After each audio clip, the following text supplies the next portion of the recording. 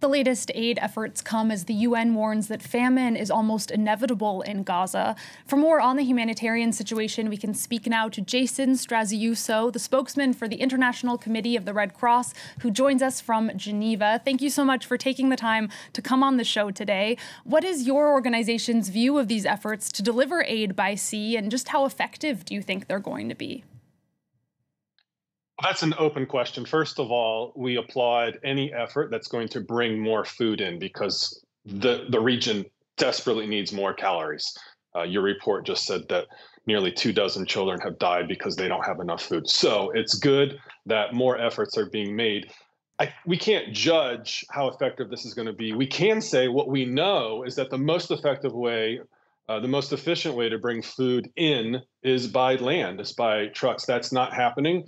The airdrops provided a certain amount of food, but not nearly as much as was needed. So now, if there is a sea corridor, let's wait and see how much food is actually able to get into Gaza. And last month, the World Food Program suspended its operations in northern Gaza because of the lack of security for convoys. Has the Red Cross been able to get to the area? We have traveled to the north, but the number of trips we've taken to the north have been greatly reduced. So this is a real issue. Security is a real problem for humanitarian organizations. We don't hear a lot of good news out of Gaza, so I'm going to share this briefly. We traveled to the north, I think 2 days ago, because we reunited a small child who had been separated from his family, and we delivered that child to his father. It was a super emotional scene. I saw the video. He was crying with thanks. They both were. So the point here is, aside from that small piece of good news, the number of trips to the north have been greatly reduced because it's so dangerous. And that's one of the reasons that you see the reports and the confirmations of young children dying of a lack of food in the north. Thank you for sharing that story. It is good to hear some good news out of Gaza. Can you perhaps elaborate and describe a little more about the situation for Palestinians in Gaza right now, in the south as well as in the north?